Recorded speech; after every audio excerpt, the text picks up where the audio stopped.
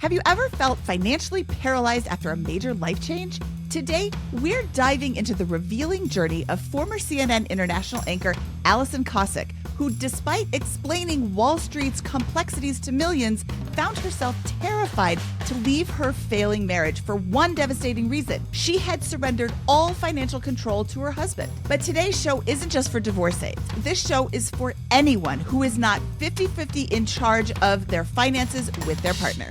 Before we get into the show, I have a quick question. How many hours did you spend last month chasing down rent payments, sorting through piles of receipts, or filling in spreadsheets? If the answer is too many, then I need to tell you about Baselane, a trusted BiggerPockets Pro partner.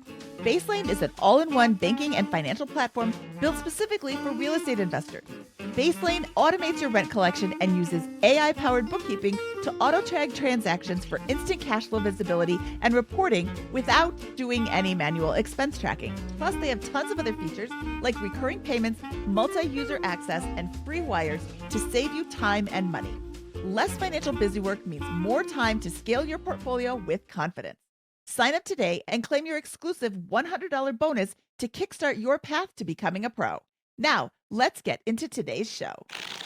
Hello, and welcome to the BiggerPockets Money Podcast. My name is Mindy Jensen, and joining me today is the she-wolf of Wall Street, Amanda Wolf. Amanda, how you doing? I'm good. How are you, Mindy? Excited to be here. I'm so excited to have you. It has been too long, and I could not be more excited to come back and talk to Alison. Today, Alison will share how she transformed from financial avoidance to empowerment and how you can too, regardless of your relationship status or financial background.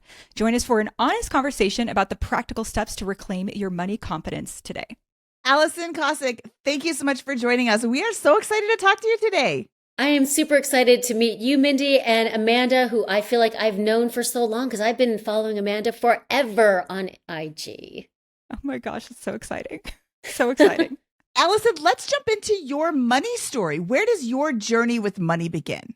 So I was CNN's business correspondent and anchor for more than 15 years. And coincidentally, I did a lot of my reporting out of the New York Stock Exchange. That is the world's biggest stock exchange. Yet at the beginning of my time there, I wasn't involved in managing my own financial life. I let my husband do all things financial. And this was a huge issue because when the marriage went bad, because I relied on him for all the financial decisions, I felt stuck. I stayed years longer than I should have. I didn't have the confidence in my ability to handle big financial decisions because I didn't think I had the knowledge or good judgment that comes with, the experience of actually doing all the financial stuff. I mean, what was going through my mind was, what if I make a mistake and lose all of our money? I have 2 kids under 10 at the time I did. And so I was terrified to leave him, to just be out on my own just for the financial reason. I have a question then. So how did you get to that point in your relationship where you had kind of like let go of control is what it sounds like to me, right? Like, how did you get to that point? Because usually when you get married, you are like in love, obsessed, starry-eyed, right? Like nothing could possibly go wrong. So what did that journey look like? What did that timeline look like? Yeah, I mean, what's interesting is you think about the timeline. I mean, for the moment I got married, I knew that he was, quote, good at it, meaning good at the financial stuff, better than me, I thought. And that's another issue that women have is we always think he's better at it. And yes, he was good at it. Thankfully, he didn't lose all our money. But it's a very dangerous line to walk because what if he wasn't good at it? So when we were married, I let him do all the investing. If we refinanced the mortgage, he would just do it and hand me the papers to sign. He would do the taxes. Life insurance. Oh, you do that. It's good. I agree. It's fine. And he tried to get me involved, but I was busy. CNN kept me very busy. And in my careers before that kept me very busy. And I was exhausted and I trusted him and I just let him do it. I mean, that's really what it comes down to. It sounds simplistic, but it's just, I had kids to raise. They were young kids. I was focused on my kids, and I figured he's a smart guy. He would have it covered. Little did I know that would come back to bite me because it kept me sort of trapped, I guess in my own mind, when things started going bad. Life is great. You get married and it's sweet now, but forever isn't guaranteed. Life can change on a dime. God forbid your husband can get hit by a bus. You have to make sure you have full visibility over the household expenses. How much is your mortgage? What are your expenses? What does your life insurance policy look like? Where are your investments? What kind of debt is your family carrying? Do you even know all that? Do you know the passwords? Who are your beneficiaries to all your accounts? Are you sure that the right beneficiaries are on? Have you looked lately to see the beneficiaries, even though he told you what they are? This is the kind of visibility and the lessons that we learn from just, deferring everything to another person, or just kind of sticking your head in the sand and kind of avoiding it. So let's go back to before you were married. How old were you when you guys got married? Oh, I was 28. 28. Okay. So what was your financial position from like college to marriage? Oh, I was living paycheck to paycheck. I mean, I understood that saving was important. And back then, when I was 28, there was none of this like online investing. There was really, fractional investing barely existed back in the day. It's to me, it's pretty new. In fact, there's at least one online investment broker who doesn't even have fractional investing, so it's that new still, even though it came out in the 90s. So there wasn't any. It wasn't easy to invest, so I wasn't invested at all. And I kept my money in a savings account, and I lived paycheck to paycheck. And I was a reporter, a TV reporter, earning like nothing. I remember my first job in Corpus Christi, Texas. It was my very first job. I earned $13,000 a year.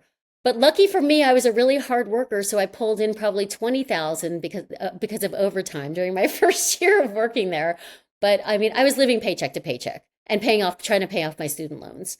I am not here to shame you for any decisions that you have made, any choices that you had way back when, but you said something that really gave me a little bit of pause. You said he would just do it and hand me papers to sign. And I don't think you're the only person who's ever said that. I'm not saying, wow, Alison, how could you do that? I'm saying this is something that I hear frequently. A few years ago, a friend lost her husband, and 2 years ago, we went and spoke at a conference called Camp Widow.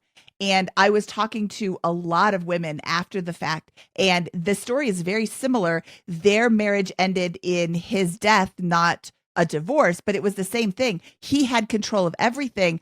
I didn't even know where to start looking. I would get all these envelopes and just kind of put them to the side because I can't handle this right now.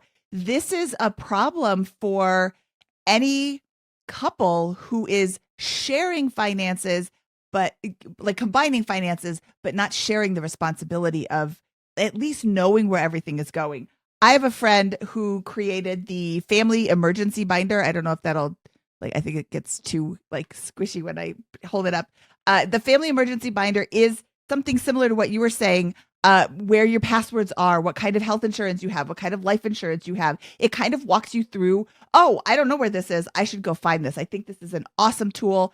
I think it's like $40. I have no affiliation with this whatsoever, but I think it's a fantastic tool to get you started, to even start thinking about an estate plan, because how many people don't even have estate plans? Or a healthcare directive. Forget about the estate plan. You need a healthcare directive. When everybody 18 needs that.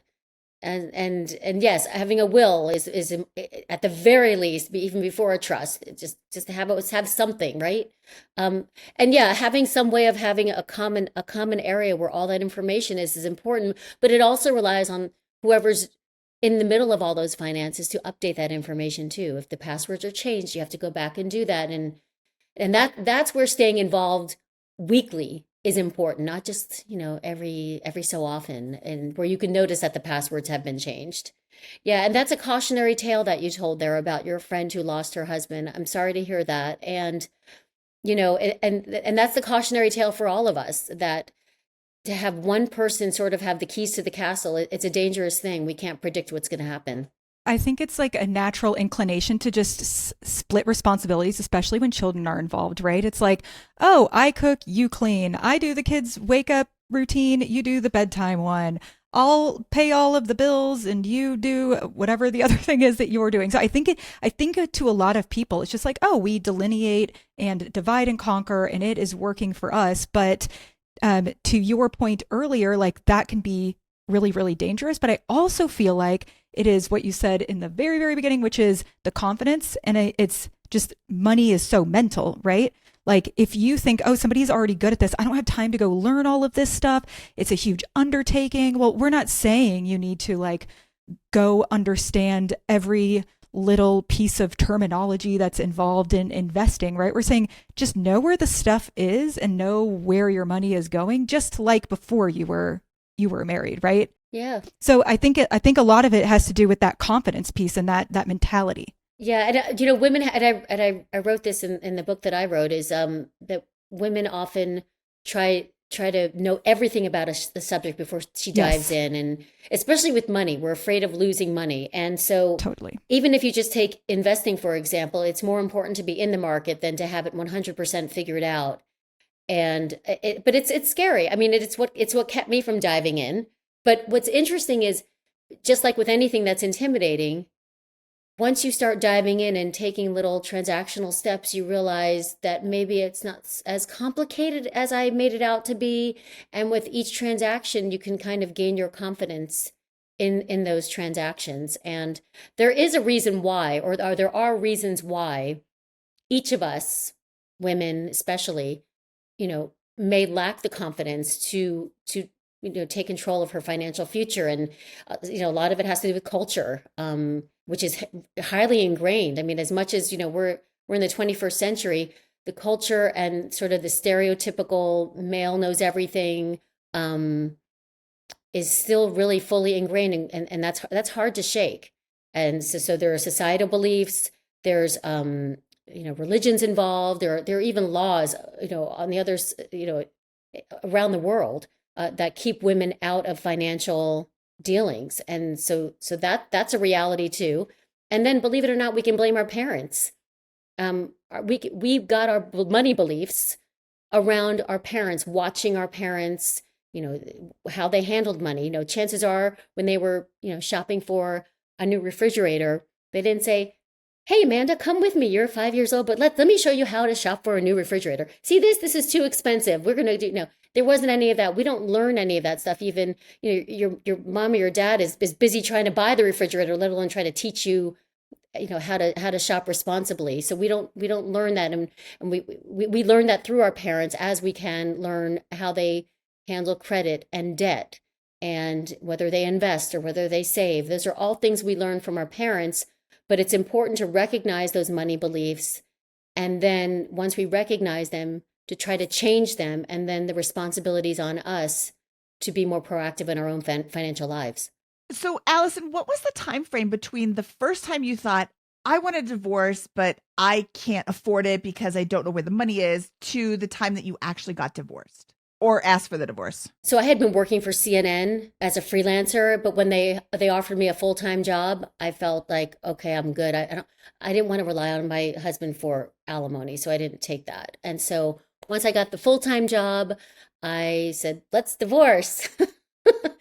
Sorry, I don't mean to laugh, but it was a sorry, Gary. If you don't laugh, you'll cry, right? So yeah, sorry. Anyway, I don't mean it in a mean way. I don't mean to be like that. Anyway, so listen. I was trying to make it so it made sense for our family. Meaning we shared kids. I actually didn't want to be a burden to him. So actually, I'm laughing because I was actually caring about what his feelings are. Meaning and his wallet. I didn't want to ask for a divorce when I didn't have a job. I wanted to wait till I had a full-time job and felt strong, and then I was going to ask for the divorce. And that's exactly what I did. So then it was time for me to take control of everything. And so investing actually was the, quote, easiest thing to dive into because I worked around it. And suddenly I became interested in talking with the people around the stock exchange and learning more. And so, and doing more research. And so I learned it that way. Other things I completely was horrible at. Like one of the first things I had to do out of the divorce was turn in my leased car. And I thought, how hard can this be? I'm a smart girl. I'm just going to wing it. Walked into the car dealership. First question the guy asked me, what do you want to, are you buying or renting or buying or leasing? I go, oh, I'm leasing. And what's your monthly payment you're looking for? And I told him, and I later learned, and I walked out with that like a happy deal. I was like, yay, he gave me the amount of money I wanted per month. But I didn't realize until I was researching for this book how I completely lost all leverage. A, when I told him I wanted to lease a car, and B, I told him what my monthly payment, what I wanted. And so, and then that was another aha moment. Why should I keep on being taken advantage of at a car dealership? This isn't right. I'm going to definitely go through with this book and write how to be a woman and buy a car without being taken advantage of. And so, so and on and on. And there was another one where I had to refinance the mortgage, and where that one it wasn't as bad. It was a little easier because interest rates were so low at the time. But yeah, I mean, it was trial and error for me, and it was really a period where I learned lots of lessons, and lessons that I wrote in the book to help other women not make the same mistakes I made. What was your financial position right after the separation? I mean, it wasn't the easiest. I mean, I wasn't destitute or poor or anything like that. But I mean, it was a reality check that I was living on a single income.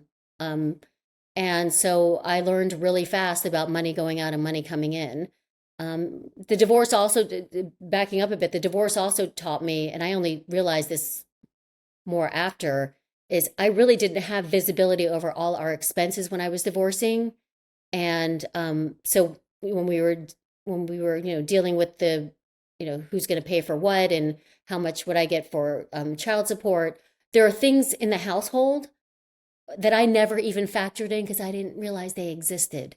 And it was already too late. We had signed the papers, that was done. And I'm not into drama. So I was like, you know what? I'll just take what I have and I'll just deal with it. But there were things that he could have paid for, but I didn't, that I didn't realize were even being paid for. And so that's another lesson, that if you're a part of a partnership, if you're married and you live in a home, or just know where all the expenses are and really sit and write them down, because you'd think that I know all the expenses, utilities and insurance. There are things that you forget.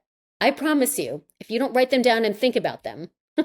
I was just going to say, so that probably for giving up all control of your finances and being like, great, I don't have this chore, to realizing, oh crap, I should have at least been semi-involved in this chore, to now I'm doing this chore all by myself. What types of changes did you implement to your finances after, when you were like 100% responsible? Oh, I started investing more consistently. Okay. Little bits every month, as much as I can. I definitely paid more attention to my 401k at work. I was fortunate to have a 401k plan at work, and oh yeah, I definitely paid. I was just on it more. On top of it, like, I feel like I have to make up for lost time. Like, I need to start, doing something with this old 401k. So like, what types of things were you investing in? It was the usual 401k with the timeline based on when I'm expected to retire. Target date index fund or something? Yeah, it was a target date index fund, and I mean, the easiest thing for me to start investing in on my own were, of course, index funds. It's just because totally, it's kind of, it's easy. It mirrors the S&P 500. We all want to follow what the market's doing. So I went ahead and really just started in earnest in index funds. I mean, I think that makes sense, right? It's like you already have to make all of these other new decisions in your life. Let's just keep it super simple. Let's work on the 401k. Let's get our investments going. Were there any, because to your point earlier, when you were like, there's all these things you forget about that you pay for, like trash and water or what have you. So were there any like, oh, I did not fit this into, my budget planning beforehand? Were there any surprise expenses like that? Yes, the homeowner association fees. Yeah. They are killing me.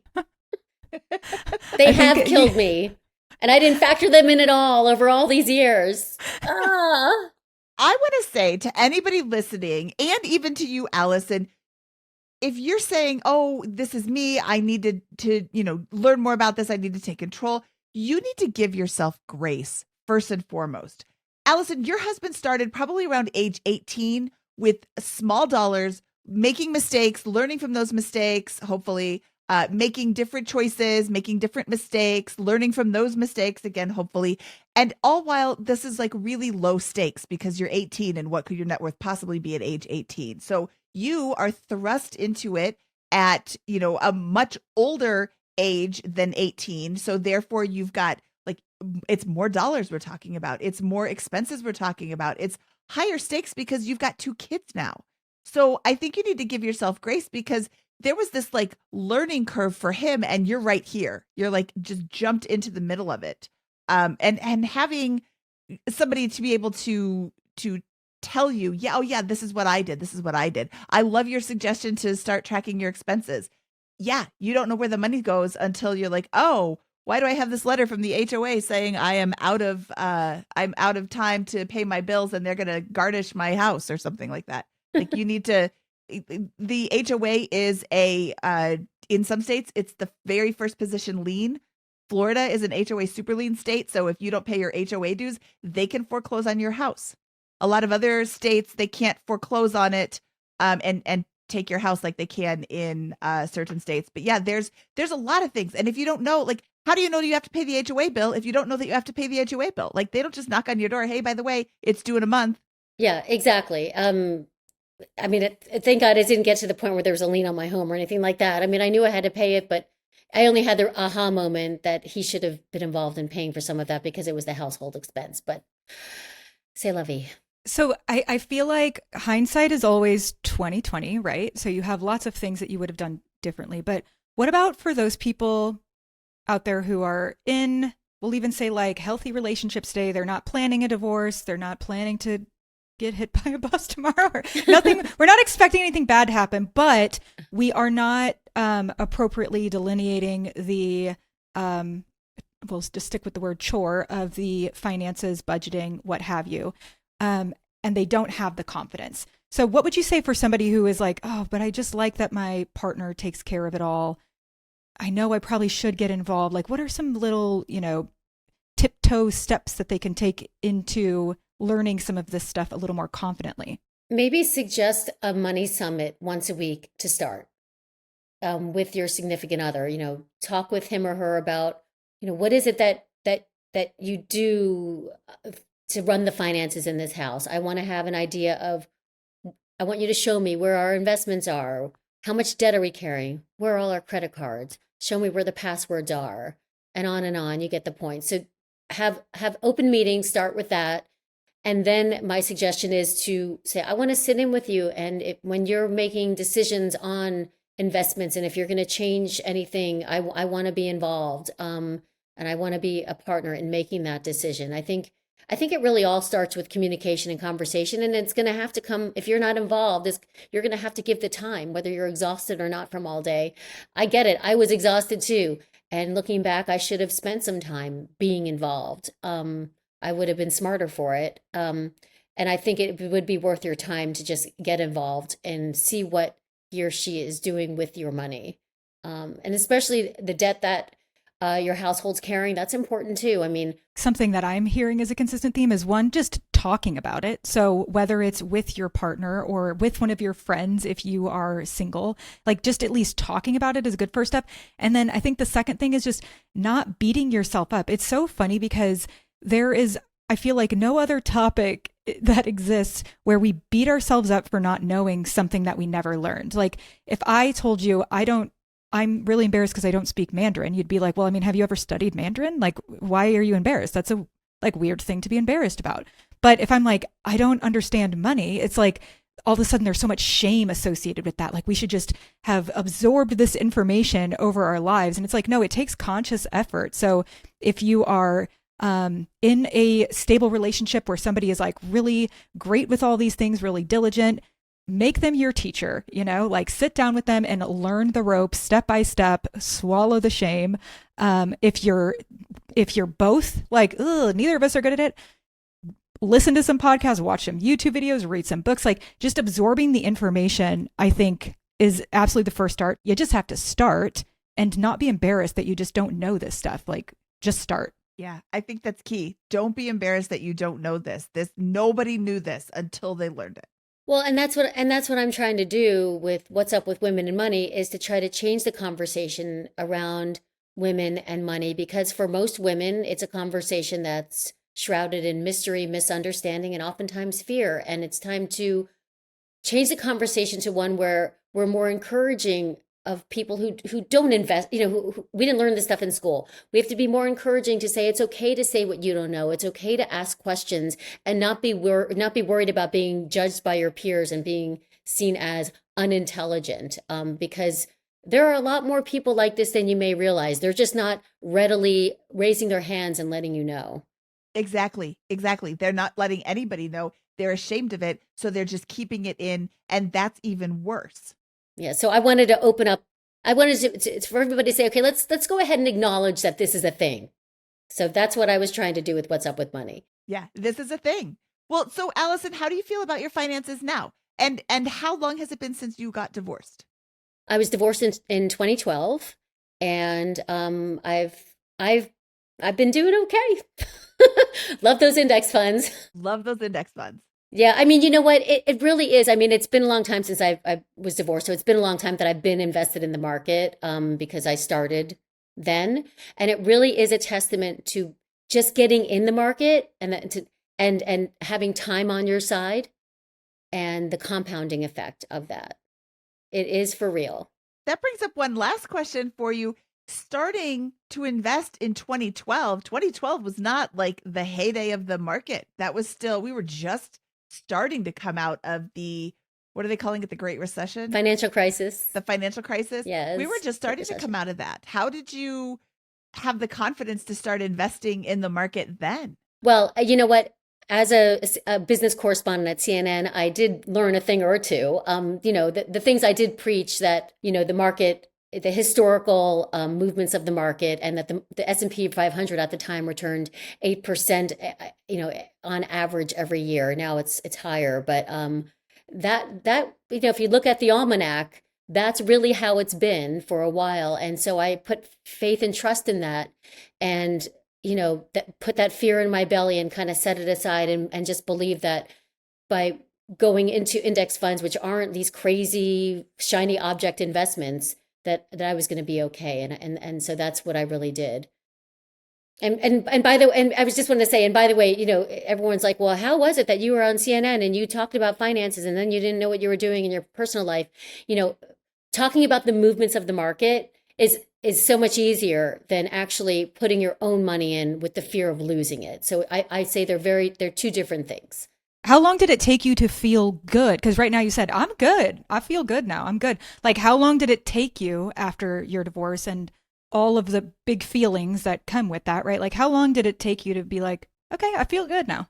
I think in the past 5 years only. And coincidentally, I've been writing this book over the past 5 years, and I've learned, the book has become my school in a way. I've learned so much from writing this because I wrote it through a journalist's lens. I wrote it through my own personal stories, through research, and through dozens of interviews. So I wrote it like a journalist. I learned a lot, and I also gained a lot of confidence from my own book to feel better about what I'm already doing as well.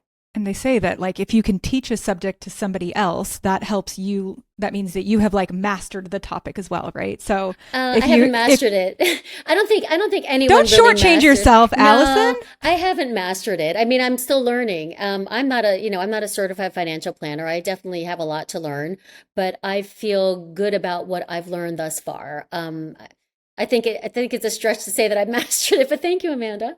I think so. I think it sounds like you have. Yeah, I think you have absolutely mastered this. And I think you're going to be able to give women confidence to start trying, start learning, even if they're in the happy relationship and not planning on divorcing, just start learning about your finances. Alison, thank you so much for your time today. This was a lot of fun. Is there any place that people can find you online? Yes, please find me on Instagram at Alison Kosik. And what is the title of your book again? What's Up with Women and Money? How to Do All the Financial Stuff You've Been Avoiding. And where could somebody buy this book, Alison? All bookstores, actually, mostly online. You can walk into Barnes & Noble stores. They're on the shelf there. And then on Amazon, at Target.com, Books A Million, and on and on. Okay, great. Thank you again, Alison. This was so much fun. And my viewers, if you like this video, please give a thumbs up and don't forget to subscribe to this channel for more inspiring fire videos just like Alison's. All right, I am Mindy Jensen and she is Amanda Wolf, and we are saying goodbye.